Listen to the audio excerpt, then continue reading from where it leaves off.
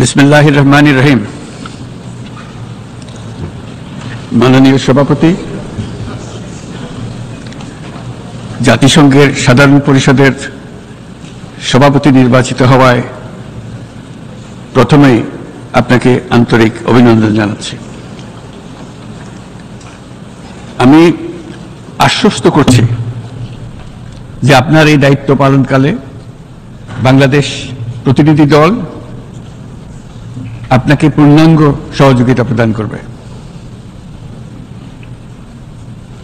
জাতিসংঘের ম্যান্ডেটকে সমুন্নত রেখে বৈশ্বিক সংকট সমূহ নিরসনে মহাসচিব অ্যান্টোনিও গুতেরেসের দৃঢ় প্রতিজ্ঞ সাফল্যমণ্ডিত নেতৃত্বের জন্য তাকেও জানাই আন্তরিক সাধুবাদ।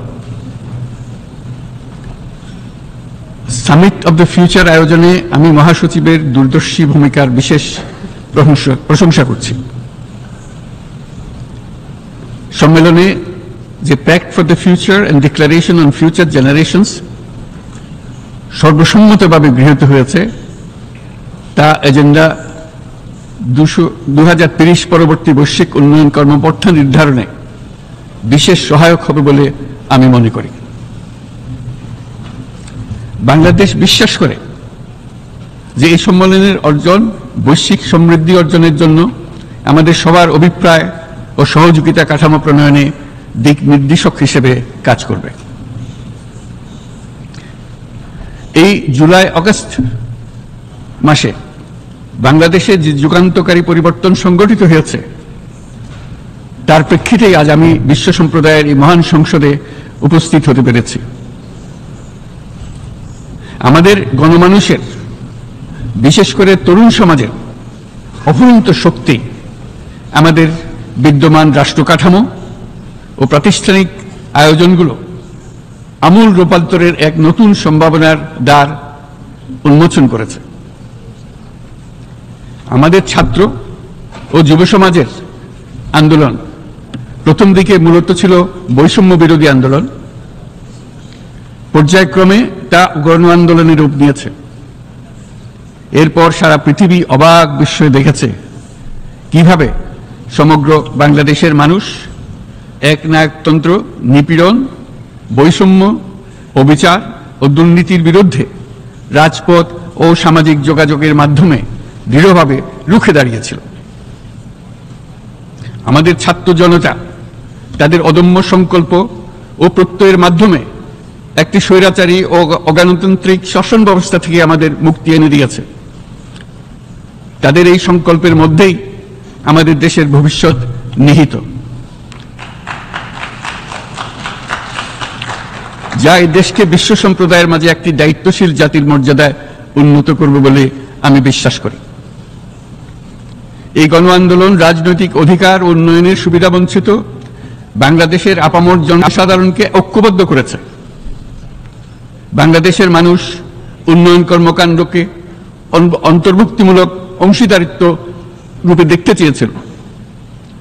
আমাদের জনগণ একটা ন্যায্য, অন্তর্ভুক্তিমূলক ও কার্যকর গণতন্ত্রের জন্য লড়াই করেছে, যার জন্য আমাদের নতুন প্রজন্ম জীবন উৎসর্গ করেছে। আমাদের এই তরুণীরা যে প্রজ্ঞা, সাহস ও প্রত্যয় দেখিয়েছে তা আমাদের অভিভূত করেছে, সারা বিশ্ববাসীকে অভিভূত করেছে। বন্দুকের গুলি উপেক্ষা করে বুক পেতে দাঁড়িয়ে গিয়েছিল আমাদের এই তরুণরা। অবৈধ রাষ্ট্র ক্ষমতার বিরুদ্ধে প্রবলভাবে সোচ্চার হয়েছিল আমাদের তরুণ তরুণীরা, স্কুল পড়ুয়া কিশোর কিশোরীরা। তারা নিঃসঙ্গ চিত্তে উৎসর্গ করেছিল তাদের জীবন। শত শত মানুষ চিরতরে হারিয়েছে তাদের দৃষ্টিশক্তি। আমাদের মায়েরা, দিনমজুরীরা ও শহরের অগণিত মানুষ তাদের সন্তানদের কাঁধে কাঁধ মিলিয়ে নেমেছিল রাজপথে। তপ্ত রোদ, বৃষ্টি, মৃত্যু ভয়কে তোয়াক্কা না করে তারা সত্য ও ন্যায়সঙ্গত আকাঙ্ক্ষার বিরুদ্ধে দীর্ঘকালব্যাপী রাষ্ট্রযন্ত্রকে পরিচালনা করার অশুভ ষড়যন্ত্রকে পরাভূত করেছিল। জনগণের এই আন্দোলনে আমাদের জানা মতে প্রায় 800-এরও বেশি জীবন আমরা হারিয়েছি স্বৈরাচারী শক্তির হাতে। উদারনীতি, বহুত্ববাদ ও ধর্মনিরপেক্ষতার উপর মানুষের গভীর বিশ্বাস থেকেই বাংলাদেশ রাষ্ট্রের অভ্যুদয় হয়েছিল। 1971 সালে যে মূল্যবোধকে বুকে ধারণ করে আমাদের গণমানুষ যুদ্ধ করেছিল, সেই মূল্যবোধকে বহু বছর পরে আবার জেনারেশন জি, যে প্রজন্ম জি, নতুনভাবে আমাদেরকে দেখতে শিখিয়েছে। এরকমটি আমরা দেখেছিলাম 1952 সালের ভাষা আন্দোলনে, বাংলাকে মাতৃভাষা হিসেবে প্রতিষ্ঠার সময়। বাংলাদেশের এই অভ্যুত্থান আগামী দিনগুলোতে বিশ্বের বিভিন্ন প্রান্তে মানুষকে মুক্তি ও ন্যায় বিচারের পক্ষে দাঁড়াতে প্রেরণা যোগাবে। আমাদের মুক্তি ও গণতান্ত্রিক আকাঙ্ক্ষাকে বাস্তবে রূপ দিতে আমি তাই আজ বিশ্ব সম্প্রদায়কে আমাদের নতুন বাংলাদেশের সঙ্গে সম্পৃক্ত হওয়ার উদাত্ত আহ্বান জানাচ্ছি। মাননীয় সভাপতি, যে রাষ্ট্র কাঠামো দুঃসহ হয়ে গেছে তার পুনর্গঠনের জন্য আমাদের তরুণরা, দেশের আপামর জনসাধারণ একমত হয়ে আমার এবং আমার উপদেষ্টা পরিষদের উপর আস্থা রেখে সরকার পরিচালনার এক মহান দায়িত্ব আমাদের উপর ন্যস্ত করেছে। এই দায়িত্ব গ্রহণের পর আমরা গভীর বিস্ময় ও হতাশার সঙ্গে মুখোমুখিভাবে দেখতে পাচ্ছি কিভাবে সর্বগ্রাসী দুর্নীতি একটি কার্যকর গণতান্ত্রিক ব্যবস্থাকে ধ্বংসস্তূপে পরিণত করেছে, কিভাবে রাষ্ট্রের মূল প্রতিষ্ঠানগুলোকে নির্মমভাবে দলীয়করণের আবর্তে বন্দী করে রাখা হয়েছিল, কিভাবে জনগণের অর্থকে লুটপাট করা হয়েছিল, কিভাবে একটি বিশেষ স্বার্থান্বেষী গোষ্ঠী সমস্ত ব্যবসা বাণিজ্যকে অন্যায়ভাবে নিজেদের হাতে কুক্ষিগত করে দেশের সম্পদ অবাধে বিদেশে পাচার করে দিয়েছে। এক কথায়, কিভাবে প্রত্যেকটি পর্যায়ে ন্যায়, নীতি ও নৈতিকতা অদৃশ্য হয়ে গিয়েছিল। এরকম এক অবস্থার দেশকে পুনর্গঠন এবং জনগণের কাঙ্ক্ষিত রাষ্ট্র ব্যবস্থা প্রতিষ্ঠিত করার জন্য আমাদের উপর দায়িত্ব প্রদান করা হয়েছে। অতীতের ভুলগুলোকে সংশোধন করে একটা প্রতিযোগিতামূলক ও শক্তিশালী অর্থনীতি এবং ন্যায়ভিত্তিক সমাজ ব্যবস্থা গড়ে তোলায় এই মুহূর্তে আমাদের মূল লক্ষ্য। বর্তমান পরিবর্তিত পরিস্থিতিতে সকল রাজনৈতিক দল এখন স্বাধীনভাবে তাদের মতামত প্রকাশ করতে পারছে। যেই সব ব্যক্তি বা প্রতিষ্ঠান রাষ্ট্রীয় কাজ ও সিদ্ধান্ত গ্রহণ করার প্রক্রিয়ায় সম্পৃক্ত, তাদের প্রত্যেকের জবাবদিহিতা নিশ্চিত করাই আমাদের অগ্রাধিকার। আমরা মানুষের মৌলিক অধিকারকে সমুন্নত ও সুরক্ষিত রাখতে দৃঢ় প্রতিজ্ঞ। আমাদের দেশের মানুষ মুক্তভাবে কথা বলবে, ভয়ভীতি ছাড়া সমাবেশ করবে, তাদের পছন্দের ব্যক্তিকে ভোট দিয়ে নির্বাচিত করবে, এটাই জাতির আকাঙ্ক্ষা এবং এটাই আমাদের লক্ষ্য। বিচার বিভাগের স্বাধীনতা সংরক্ষণ ও সাইবার ডোমেইন সহ গণমাধ্যমের স্বাধীনতা সুসংহতকরণে আমরা প্রতিজ্ঞাবদ্ধ। আমাদের একজন কৃষক বা একজন শ্রমিকের সন্তানও যেন সমাজের সর্বোচ্চ শিখরে পৌঁছতে পারে, সেই লক্ষ্যে বিশালকার অবকাঠামো নির্মাণের বদলে স্বাস্থ্য ও শিক্ষা খাতে বরাদ্দ বৃদ্ধির আমরা গুরুত্ব আরোপ করছি।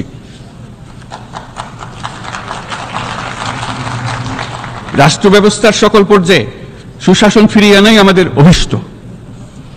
বাংলাদেশে যেসব আন্তর্জাতিক, আঞ্চলিক এবং দ্বিপাক্ষিক চুক্তির পক্ষভুক্ত, সেগুলো প্রতিপালনে আমাদের সরকার বদ্ধপরিকর। জাতিসংঘ সহ বহুপাক্ষিক বিশ্ব কাঠামোতে বাংলাদেশের সক্রিয় অংশগ্রহণ ও অবদান অব্যাহত থাকবে। পারস্পরিক শ্রদ্ধাবোধ, মর্যাদা ও স্বার্থরক্ষণের ভিত্তিতে বাংলাদেশ বিশ্বের সকল রাষ্ট্রের সাথে বন্ধুত্বপূর্ণ সম্পর্ক বজায় রাখবে।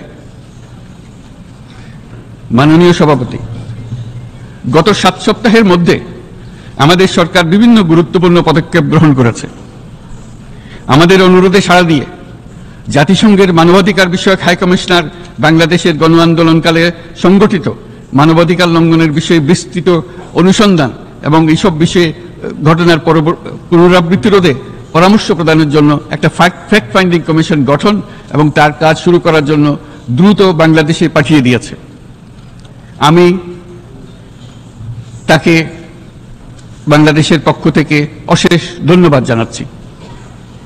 দায়িত্বভার গ্রহণের 2 সপ্তাহের মধ্যে আমরা গুম প্রতিরোধে যে আন্তর্জাতিক কনভেনশন রয়েছে তাতে যোগদান করেছি।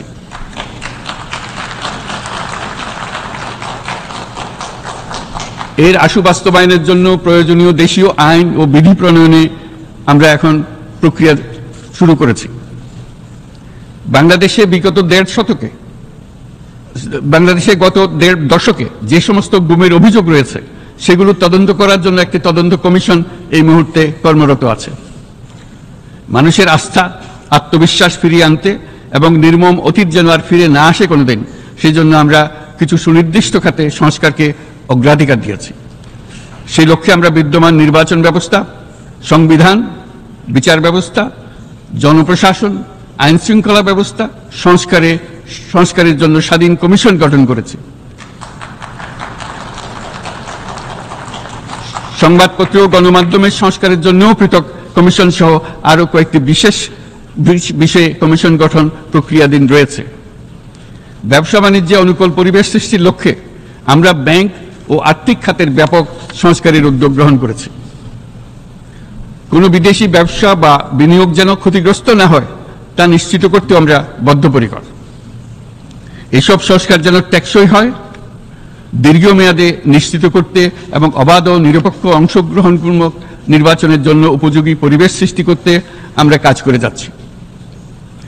গণতন্ত্র, আইনের শাসন, সমতা, সমৃদ্ধি অর্জনের মাধ্যমে একটি ন্যায়ভিত্তিক সমাজ হিসেবে আত্মপ্রকাশের অভিপ্রায় বাস্তবায়নে আমি বাংলাদেশের প্রতি আন্তর্জাতিক সম্প্রদায়ের সমর্থন ও গভীরতর সম্পর্ক গঠন করার জন্য আহ্বান জানাচ্ছি।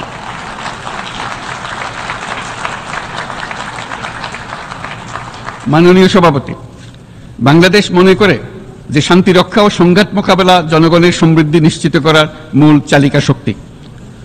সাম্প্রতিক বিপ্লবকালে আমাদের ইতিহাসের সবচেয়ে কঠিনতম সময়ে জনগণের মুক্তির আকাঙ্ক্ষা পূরণে তাদের পাশে দৃঢ়ভাবে দাঁড়িয়ে আমাদের সাহসী সশস্ত্র বাহিনী সমূহ আরও একবার শান্তির প্রতি তাদের অঙ্গীকার প্রমাণ করেছে।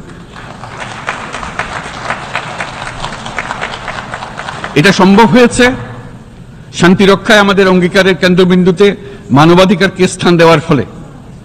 জাতিসংঘের পিস বিল্ডিং কমিশনের সূচনা লগ্ন থেকেই শান্তি রক্ষার মতো শান্তি বিনির্মাণেও বাংলাদেশ সমান অঙ্গীকার ব্যক্ত করে এসছে। আমাদের দিনগুলোতে আমরা জাতিসংঘের শান্তি রক্ষা কার্যক্রমে আমাদের মূল্যবোধ ভিত্তিক অবদানের ধারাবাহিকতা রক্ষা, সমুন্নত ও প্রসারিত করতে বদ্ধপরিকর। জাতিসংঘের শান্তি রক্ষা কার্যক্রমে অবদানকারী তৃতীয় বৃহত্তম রাষ্ট্র হিসেবে বাংলাদেশ এখন পর্যন্ত 43টি দেশে 63টি মিশনে শান্তিরক্ষী প্রেরণ করেছে।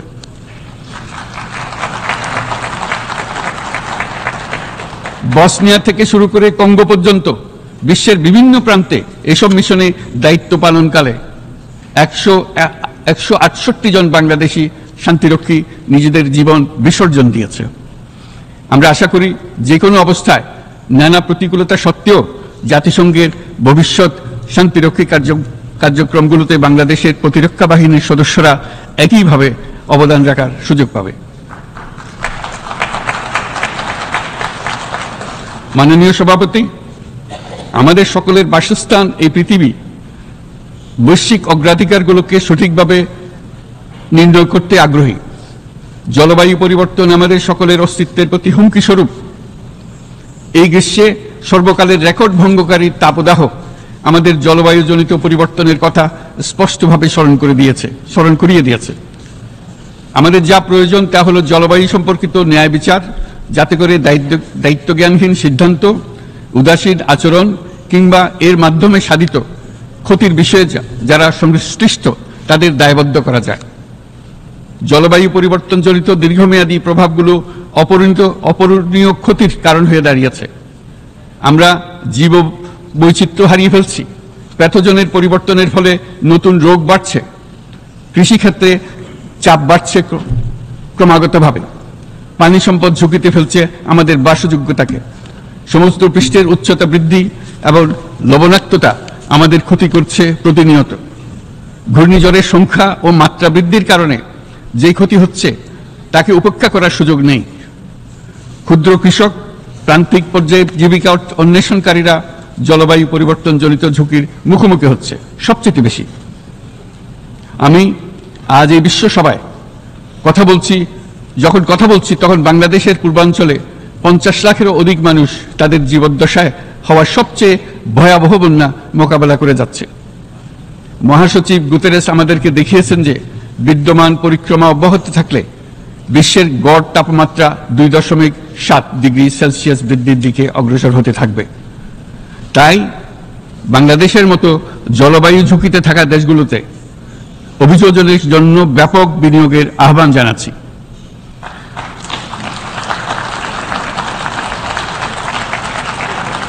এছাড়াও উদ্ভাবনী শক্তির প্রয়োগ, অতিরিক্ত অর্থায়নের মাধ্যমে লস এন্ড ড্যামেজ ফান্ডকে কার্যকর করা আমাদের জন্য অত্যন্ত গুরুত্বপূর্ণ। একইভাবে আমাদের প্রয়োজন প্রযুক্তির সহজলভ্যতা, সক্ষমতা বৃদ্ধি। নির্দিষ্ট করে বললে আমাদের দরকার জীবন রক্ষাকারী প্রযুক্তি, বিশেষত কৃষি, পানি এবং জনস্বাস্থ্য খাতে, যেখানে ক্ষুদ্র ক্ষুদ্র উদ্ভাবন এবং সমাধানসমূহ ঝুঁকিতে থাকা জনগোষ্ঠীকে রক্ষা করতে পারে। জলবায়ু সংকটের মোকাবেলা এবং বৈশ্বিক অর্থনীতি সুসংহতকরণে আমাদের যুগপথভাবে কাজ করতে হবে। বিশ্ব সম্প্রদায় এখন কার্বন মুক্ত পৃথিবী গড়ে তুলতে মনোযোগী হচ্ছে। বিশ্বের অধিকাংশ মানুষকে এই ধরনের পরিবর্তনের সুফলভোগী করতে হলে নেট জিরো পৃথিবীর দিকে আমাদেরকে অগ্রসর হতে হবে। বাংলাদেশের মতো দেশগুলোকে সাথে নিয়ে যেতে হবে। তা না হলে পারস্পরিক দায়িত্ববোধের মাধ্যমে পারস্পরিক সমৃদ্ধি অর্জনে আমাদের সার্বজনীন অঙ্গীকার পূরণে পিছিয়ে পড়ব আমরা। এই ক্ষেত্রে আমি বিশ্বাস করি সমগ্র বিশ্ব একসাথে 3-0 লক্ষ্য অর্জনের ধারণা বিবেচনা করে দেখতে পারে, যার মাধ্যমে আমরা শূন্য দারিদ্র্য, শূন্য বেকারত্ব এবং শূন্য নেট কার্বন নিঃসরণ অর্জন করতে পারি। যেখানে পৃথিবীর প্রতিটি তরুণ তরুণী চাকরি প্রার্থী না হয়ে বরং উদ্যোক্তা হিসেবে নিজেকে প্রতিষ্ঠিত করার সুযোগ পাবে। তারা যেন এই সম্পদের সীমাবদ্ধতা সত্ত্বেও নিজ নিজ সৃজনশীলতার বিকাশ করতে পারে, যেখানে একটি ব্যবসায়িক উদ্যোগ সামাজিক সুফল, অর্থনৈতিক মুনাফা এবং প্রকৃতির প্রতি দায়িত্বশীলতার মধ্যে একটি চমৎকার ভারসাম্য আনতে পারে, যেখানে সামাজিক ব্যবসার মাধ্যমে যে কোনো ব্যক্তি ভোগবাদী জীবনধারা থেকে উত্তরণ করে সামাজিক ও অর্থনৈতিক পরিবর্তনের সৃজনশীল শক্তি হিসেবে নিজেকে প্রতিষ্ঠিত করতে পারে।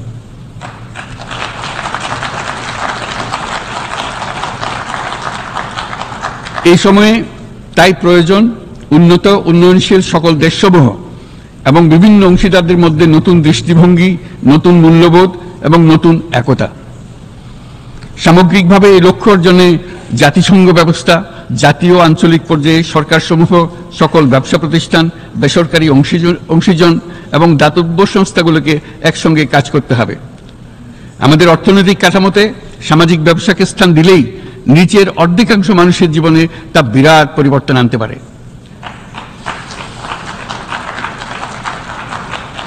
এই পদক্ষেপ একই সঙ্গে জলবায়ুর ধ্বংসাত্মক গতিকে সফলভাবে রোধ করতে পারে এবং বাজার ব্যবস্থার মাধ্যমেই এই মীমাংসা হতে পারে। এ বিষয়ে আমি মহাসচিব গুতেরেসের বিশেষ দৃষ্টি আকর্ষণ করছি। মাননীয় সভাপতি, বহুমুখী সংকটে জর্জরিত বর্তমান বিশ্বে যুদ্ধ এবং সংঘাতের ফলে ব্যাপক ভিত্তিতে মানুষের অধিকার খর্ব হচ্ছে। বিশ্ববাসীর উদ্বেগ এবং নিন্দা সত্ত্বেও গাজায় গণহত্যা থামছে না।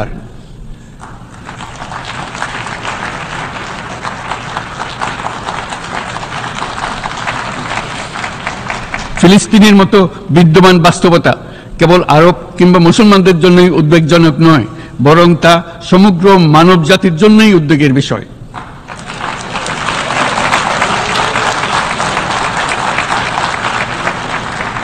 একজন মানুষ হিসেবে প্রত্যেক ফিলিস্তিনির জীবন অমূল্য।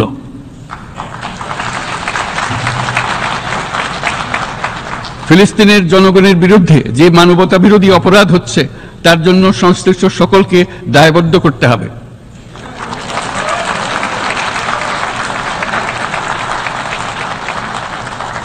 ফিলিস্তিনের জনগণের উপর চলমান নৃশংসতা, বিশেষত নারী এবং শিশুদের সাথে প্রতিনিয়ত যে নিষ্ঠুরতা বিশ্ব দেখাচ্ছে, তা থেকে নিস্তারের জন্য বাংলাদেশ অনতিবিলম্বে সম্পূর্ণ যুদ্ধবিরতির আহ্বান জানাচ্ছে।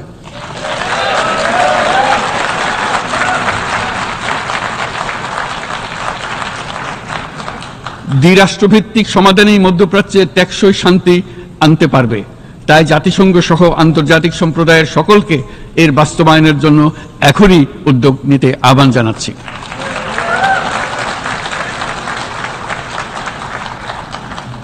গত 2.5 বছর ধরে ইউক্রেনে চলমান যুদ্ধে বহু মানুষ প্রাণ হারিয়েছে।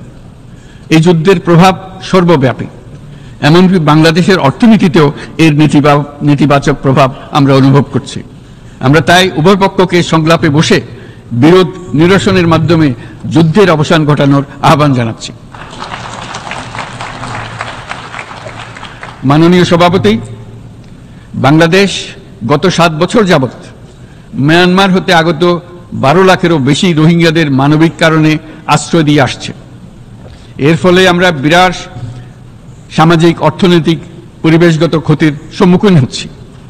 মিয়ানমারের অভ্যন্তরীণ সমস্যা থেকে সৃষ্ট এই সংকট বাংলাদেশ ও আমাদের অঞ্চলের জন্য প্রথাগত ও অপ্রথাগত উভয় ধরনের নিরাপত্তা ঝুঁকির কারণ হয়ে দাঁড়িয়েছে।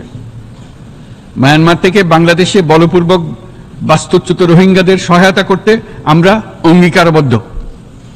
আমরা রোহিঙ্গাদের জন্য মানবিক সহায়তা কার্যক্রম চালু রাখা এবং তাদের টেকসই প্রত্যাবর্তন নিশ্চিত করার উদ্দেশ্যে আন্তর্জাতিক সম্প্রদায়ের পর্যাপ্ত সহায়তা অব্যাহত রাখার আহ্বান জানাচ্ছি। রোহিঙ্গাদের সাথে সংগঠিত হওয়া ব্যাপক ভিত্তিক মানবাধিকার লঙ্ঘনের জন্য আন্তর্জাতিক বিচার আদালত এবং আন্তর্জাতিক অপরাধ আদালতে চলমান বিচার প্রক্রিয়ার মাধ্যমে ন্যায় বিচার নিশ্চিত করাও সমানভাবে গুরুত্বপূর্ণ। রোহিঙ্গারা যাতে নিজ দেশে স্বাধীন এবং মর্যাদাপূর্ণ জীবন যাপন করতে পারে সেই লক্ষ্যে অনুকূল পরিবেশ তৈরিতে জাতিসংঘ অন্যান্য আন্তর্জাতিক প্রতিষ্ঠানের ধারাবাহিক প্রচেষ্টার প্রশংসা দাবিদার। এই লক্ষ্যে রোহিঙ্গারা যাতে পর্যাপ্ত নিরাপত্তা ও অধিকার নিশ্চিত করে তাদের নিজ ভূমি রাখাইনে ফিরে যেতে পারে তার পথ সুগম করা অত্যন্ত দরকার। মিয়ানমারের প্রতিনিয়ত পরিবর্তনশীল অবস্থা বিবেচনায় রেখে বাংলাদেশ আন্তর্জাতিক সম্প্রদায়ের সাথে একযোগে রোহিঙ্গাদের নিজ দেশে মর্যাদাপূর্ণ টেকসই প্রত্যাবর্তনের জন্য পরিবেশ সৃষ্টিতে কাজ করতে প্রস্তুত। মাননীয় সভাপতি, রাজনৈতিক মুক্তি এবং সামাজিক অর্থনৈতিক জাগরণ ব্যতীত শান্তি ও নিরাপত্তা নিশ্চিতে সাফল্য অর্জন করা সম্ভব নয়। প্রায় 1 দশক পূর্বে বিশ্ব সম্প্রদায় সর্বসম্মতক্রমে এজেন্ডা 2030 প্রণয়ন করেছিল। আমরা সবাই আমাদের সামষ্টিক আকাঙ্ক্ষা ও বিশ্বাস অর্পণ করেছি এই সার্বজনীন টেকসই উন্নয়ন অভিষ্টগুলো অর্জনে। সার্বিকভাবে মাত্র 17% ও কম লক্ষ্যমাত্রা অর্জন হয়েছে। স্পষ্টতই এই ক্ষেত্রে অনেক উন্নয়নশীল রাষ্ট্র আরও পিছিয়ে আছে। উন্নয়নশীল দেশগুলোকে এসডিজি অর্থায়নের বছরে প্রায় 2.5 থেকে 4 ট্রিলিয়ন মার্কিন ডলারের সমান ঘাটতি মোকাবেলা করতে হচ্ছে। উন্নয়নশীল বিশ্বের ঋণের বোঝা, ক্ষয়িষ্ণু আর্থিক সক্ষমতা এবং জলবায়ু পরিবর্তনের ক্ষতিকর প্রভাবের কারণে বাংলাদেশের মতো দেশগুলিতে বেশি ঝুঁকিতে রয়েছে। আমরা আশা করি উন্নয়নের জন্য অর্থায়ন সংক্রান্ত 4র্থ আন্তর্জাতিক সম্মেলনে এই ধরনের জটিল এবং কাঠামোগত সমস্যাগুলোর দিকে নজর দেওয়া হবে। বহুপাক্ষিক আর্থিক প্রতিষ্ঠানগুলোকে এমন অভিন্ন লক্ষ্যে নিয়ে যাওয়ার কাজ করতে হবে যাতে সকল রাষ্ট্র সমানভাবে সম্পদ ও সুযোগের ব্যবহার করতে পারে। তারা নিজেদের কর্মসূচিতে সামাজিক ব্যবসাকে গুরুত্বপূর্ণ ভূমিকা দিতে পারে যাতে নিম্ন আয়ের দেশগুলোর বাস্তবতাকে বিশেষভাবে মোকাবেলা করা যায়, যা ব্যবসায়ী উদ্যোগ এবং ব্যক্তির সৃজনশীলতাকে উদ্বুদ্ধ করে, যা বঞ্চিত জনগোষ্ঠীকে বিশালভাবে সহায়তা করে। এই ক্ষেত্রে অবৈধ অর্থের প্রবাহ এবং উন্নয়নশীল দেশগুলো থেকে সম্পদ পাচার বন্ধ করা অত্যন্ত আবশ্যক। উন্নয়নশীল দেশগুলো থেকে পাচার হয়ে যাওয়া সম্পদ ফেরত আনার জন্য আন্তর্জাতিক সহযোগিতা জোরদার করতে হবে। আমরা আশা করি কর ফাঁকি রোধে আন্তর্জাতিক কর কনভেনশন অতি শীঘ্রই গৃহীত হবে। মাননীয় সভাপতি, আমরা যে নিবিড়ভাবে সংযুক্ত বিশ্বে বসবাস করছি সেখানে অভিবাসন এবং মানুষের অবাধ প্রবাহ এক অলঙ্ঘনীয় বাস্তবতা। বাংলাদেশি নাগরিকরা প্রতিনিয়ত বিভিন্ন দেশে অভিবাসী হিসেবে যাচ্ছেন। তারা বিভিন্ন দেশে তাদের কর্মসংস্থানের সন্ধানে আছেন। বিশ্বের বিভিন্ন প্রান্তে এই মুহূর্তে প্রায় 1.5 কোটি প্রবাসী বাংলাদেশি আছেন।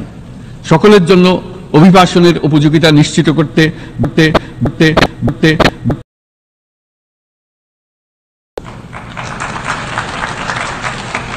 আন্তর্জাতিক সম্প্রদায়কে অভিবাসীদের মানবাধিকার এবং তাদের প্রতি মানবিক আচরণ নিশ্চিত করতে হবে।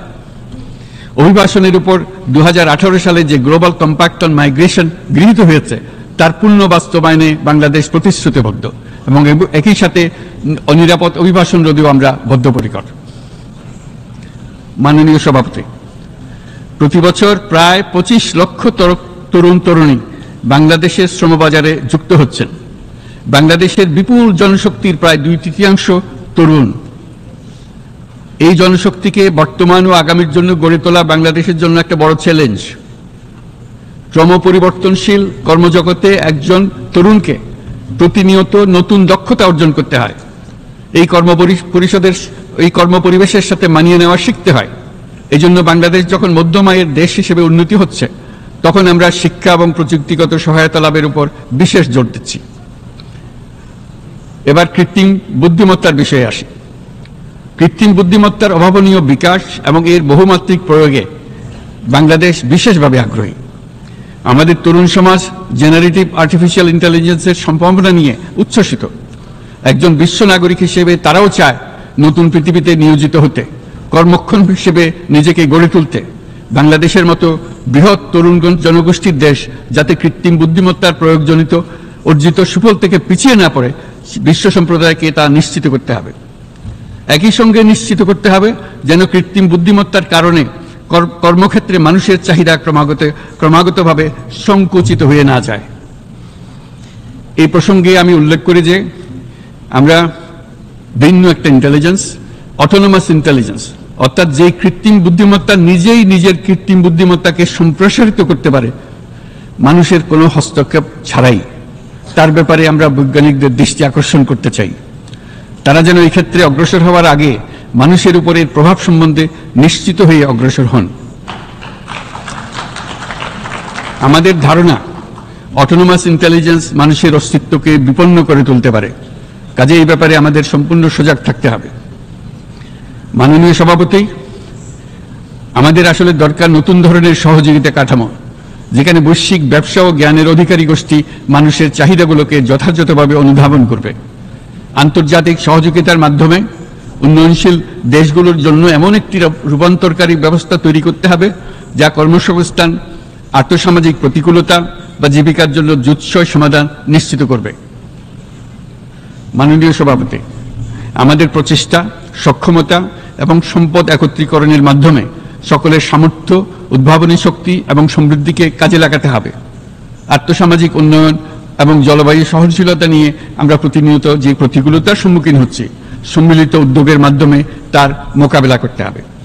বৈশ্বিক দক্ষিণের দেশগুলোকে অনন্য অর্থনৈতিক এবং সামাজিক প্রেক্ষাপটে দক্ষিণ দক্ষিণ এবং ত্রিভুজীয় সহযোগিতা এই ক্ষেত্রে বিশেষভাবে সহায়ক হতে পারে বলে আমি মনে করি। বৈশ্বিক দক্ষিণের আওয়াজকে বিশ্বব্যাপী জোরালোভাবে তুলে ধরার জন্য প্রয়োজন সম্মিলিত উদ্যোগ। সেজন্য বৈশ্বিক এজেন্ডা প্রণয়ন ও বাস্তবায়ন নিশ্চিত করতে বৈশ্বিক দক্ষিণের দেশগুলোর মতামতকে যথাযথ গুরুত্বের সাথে বিবেচনা করতে হবে। জনাব সভাপতি, কোভিড অতিমারির অভিজ্ঞতায় আমরা দেখেছি জনস্বাস্থ্যে ব্যাপক বিনিয়োগ কতটা গুরুত্বপূর্ণ হতে পারে। বিশ্ব স্বাস্থ্য সংস্থায় বৈশ্বিক অতিমারি চুক্তির চলমান আলোচনায় বাংলাদেশ নেতৃত্ব প্রদান করে চলেছে। আমরা চাই কার্যকর আন্তর্জাতিক সহযোগিতা, জনস্বাস্থ্য ব্যবস্থায় অর্থায়ন, প্রযুক্তি হস্তান্তর, গবেষণা ও উন্নয়ন, ভ্যাকসিন থেরাপিউটিক্সের উৎপাদন, বহুমুখীকরণ এবং সকল ভ্যাকসিনকে মেধাস্বত্ব অধিকার মুক্ত ঘোষণা করার ব্যাপারে ঐক্যমত্য গঠন। অসংক্রামক রোগসমূহের বিরুদ্ধে লড়াইয়ে এই বিষয়গুলি অত্যন্ত গুরুত্বপূর্ণ।